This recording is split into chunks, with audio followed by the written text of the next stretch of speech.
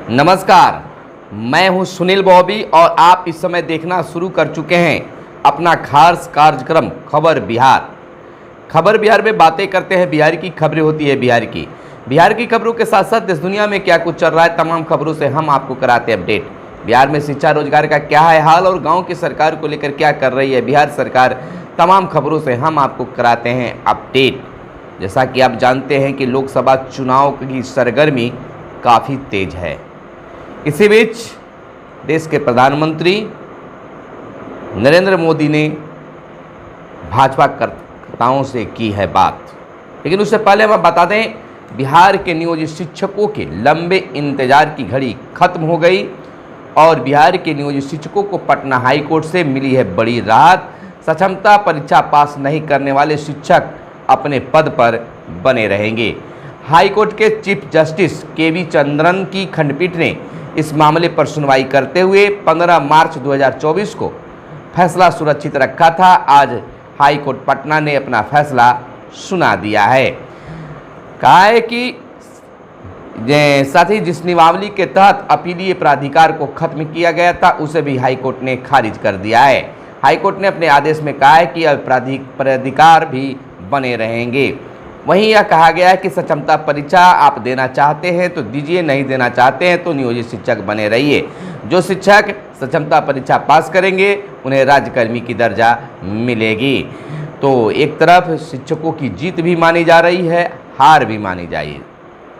अब आप सोच सकते हैं, लेकिन एक बात जरूर है कि अब नियोजित शिक्षक भी दो फाड़ में हो गए हैं, एक सक्षमता पास शिक्षक और एक परीक्षा में शामिल न होने वाले शिक्षक। तो दो तरह की बातें यहाँ पर सामने आ रही है। वहीं आपको बता दें कि पीएम मोदी जो हैं बिहार के भाजपा कार्यकर्ताओं से की बात, पीएम मोदी ने बीजेपी कार्यकर्ताओं से अपील किया है कि नवरात्र में शक्ति संपर्क अभियान चलाएं और महिलाओं को सरकार की योजनाओं और कार्यक्रमों के बारे में बताएं। बीजेपी कार्यकर्ताओं के जीत की मंत्र बताया गया कि आप किस प्रकार से लोकसभा चुनाव जीत सकते हैं, 40 की 40 सीटें जीत सकते हैं। तो वहीं निर्वाचन आयोग का एक बड़ा एक्शन देखने के लिए मिला। 5 राज्य के 8 डीएम का तबादला कर दिया गया, वहीं 12 एसपी को भी ट्रांसफ़र किया गया है। तो यह चुनाव आयोग का बड़ा एक्शन देखने के लिए मिला है। तो वहीं हमारा लक्ष्य पहले बूथ जीतना है, पीएम मोदी ने कहा है। बीजेपी कार्यकर्ताओं को जीत के मंत्र देते हुए पीएम मोदी ने बिहार के बीजेपी कार्यकर्ताओं के साथ संवाद किया। कहा बिहार में लोगों ने एनडीए को 40 सीट देने का मन बना लिया है, बूथ मजबूत होगा तो जीत निश्चित है, जिसमें सभी बीजेपी कार्यकर्ताओं ने भाग लिया है। वहीं चिराग पासवान लोजपा रामविलास के जो हैं उनका कहना है कि हम प्रचार की तैयारी कर रहे हैं और महागठबंधन के भीतर सीटों प्रत्याशियों को लेकर अभी भी तमाम विवाद बरकरार है। यह दर्शाता है कि वो महागठबंधन कितना असहज है। यह चिराग पासवान का बड़ा बयान आया है। तो वहीं लोकसभा चुनाव के पहले चरण के मतदान से पहले एक्शन मोड में चुनाव आयोग भोजपुर डीएम राजकुमार, एसपी प्रमोद कुमार यादव और नवादा डीएम आशुतोष वर्मा, एसपी अमरीश राहुल का हुआ है ट्रांसफर। आयोग ने आदेश दिए हैं कि आम चुनाव पूरा होने तक किसी भी तरह की चुनावी ड्यूटी पर इन्हें नहीं लगाया जाए। तो यह चुनाव आयोग को बिहार में बड़ी एक्शन हुई है। इधर बता दें कि कांग्रेस के पास उम्मीदवार नहीं है, राजद कांग्रेस उम्मीदवार विहीन है।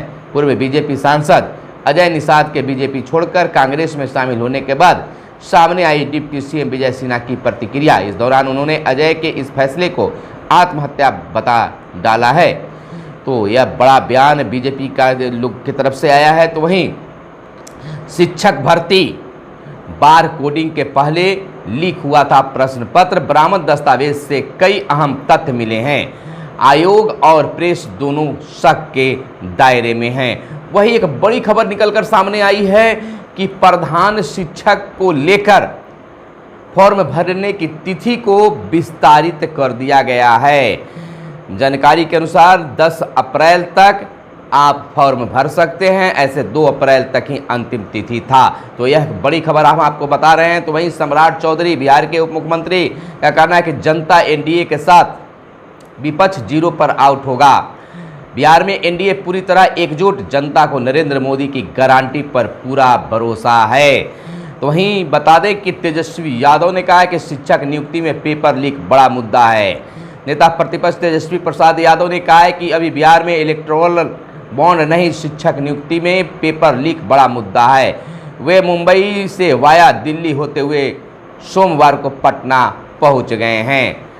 वहीं लघु और सूक्ष्म उद्योगों को लोन देने में प्राथमिकता दे, रिजर्व बैंक का कहना है। बैंकों के प्रमुखों ने सर्वोत्तम व्यवस्था अनुभवों को किया है साझा। सेमिनार में 2 सत्र आयोजित किए गए, तो यह रिजर्व बैंक के लिए बड़ी बात है। वहीं बता दें कि हाईकोर्ट का फैसला आया है कि कमाई नहीं तब भी पत्नी को देना होगा गुजारा भत्ता। शेखपुरा से जुड़े मामले में पटना हाईकोर्ट का आदेश सुप्रीम कोर्ट के फैसले का दिया है हवाला।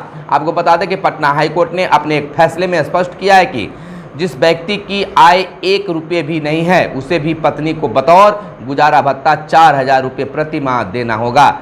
न्यायमूर्ति विवेक चौधरी की एकल पीठ ने धीरज कुमार की ओर से दायर अर्जी पर सुनवाई के बाद यह आदेश दिया है। तो यह बड़ी खबर है। और बता दें तेजस्वी के सरकारी बंगले में अब रहेंगे सम्राट चौधरी। पूर्व विधानसभा अध्यक्ष अब नए आवास में रहेंगे। बताते चले कि राज्य सरकार ने नीतीश मंत्रिमंडल के मंत्रियों को नया वित्तीय वर्ष प्रारंभ होते ही आवास आवंटित कर दिया है। अब तक जिस 5 देशरत्न मार्ग स्थित आवास में तेजस्वी यादव रह रहे थे वह आवास उप मुख्यमंत्री सम्राट चौधरी को आवंटित कर दिया गया है, जबकि महागठबंधन सरकार में मंत्री रहे तेज प्रताप यादव का बंगला दूसरे उप मुख्यमंत्री विजय सिन्हा को आवंटित किया गया है। भवन निर्माण विभाग ने इस संबंध में आदेश जारी कर दिया है। वहीं हम आपको बता दें कि चुनाव के दौरान अप्रैल से जून तक देश में पड़ेगी भीषण गर्मी, लेकिन शिक्षा विभाग बच्चों को अब तक मॉर्निंग नहीं की है। अब भी 9 से 5 स्कूल चलाए जा रहे हैं। तो बात हम कर रहे हैं चुनाव की, तो हम आपको बता दें कि मौसम विभाग ने जताया अनुमान, इस दौरान होंगे देश में आम चुनाव। 4 से 8 दिनों की तुलना में 10 से 20 दिन लू चलने की आशंका बताई जा रही है, यानी कि लू की प्रक्रिया शुरू हो गई है। आपको बता दें 21,391 सिपाहियों की बहाली का इंतजार अब लंबा। 5 माह बाद भी परीक्षा का नया शेड्यूल जारी नहीं। पेपर लीक जांच में फंसा 18 लाख अभ्यर्थियों का भविष्य। जांच की आंच में खुला झुलसा पर्षद। 68 केस, 150 से अधिक की गिरफ्तारी, परिणाम नहीं। वहीं आप बता दें कि मुख्य सचिव के बैंक में 19 लाख, डीजीपी की पत्नी के पास 91 लाख के जेवर हैं। और आपको बता दें कि के पाठक जो शिक्षा विभाग के अपर मुख्य सचिव हैं उनके पास मात्र 15,000 रुपये हैं। तो इस पूरी बात बता दें कि शिक्षा विभाग के अपर मुख्य सचिव के पाठक के पास जो है कह सकते हैं कि पास गाड़ी नहीं है। नगद 15,000 है, बचत खाता में कह सकते हैं कि लाख रुपया है, और पीएफ में 77,000 रुपये हैं। इसी प्रकार से के पाठक के पास में अपनी गाड़ी नहीं है। अगले हफ्ते गर्म हवा के थपेड़े करेंगे परेशान, अलर्ट जारी किया गया। पटना का तापमान 40 डिग्री पार होने के आसार बताए जा रहे हैं। हफ्ते भर जम्मू की हवा से सुबह शाम मिलेगी राहत। वही 3 करोड़ कामगार तय करेंगे सियासी दिग्गजों की किस्मत। बिहार में 1/3 से अधिक मतदाता असंगठित क्षेत्र में ये मजदूर, और इनमें से सबसे ज़्यादा युवा हैं, तो इन पर ही वोट की राजनीति टिकती है। तो वहीं हम आपको बता दें देश दुनिया की क्या है बड़ी खबरें, उन खबरों से आपको अपडेट कराएंगे। बता रहे हैं आपको, शहजादे ने कहा देश में, कहने का तात्पर्य है कि शहजादे ने कहा देश में आग लग जाएगी, इन लोगों को चुन चुन कर साफ करो। राहुल के बयान पर बोले पीएम मोदी। वहीं हम लोग ईमानदारी, दूसरी तरफ भ्रष्टाचारी धमकी और गाली दे रहे हैं। हम कह रहे हैं भ्रष्टाचार हटाओ, वो कह रहे हैं भ्रष्टाचारी बचाओ। मोदी देश की आवाज़ सुनता है। मोदी को कितनी गालियां और धमकी दी जाए, मैं डरने वाला नहीं। तीसरे कार्यकाल में भ्रष्टाचार पर तेज प्रहार होगा। आगे जाने वाला 5 साल देश हित में बड़े फैसले होंगे।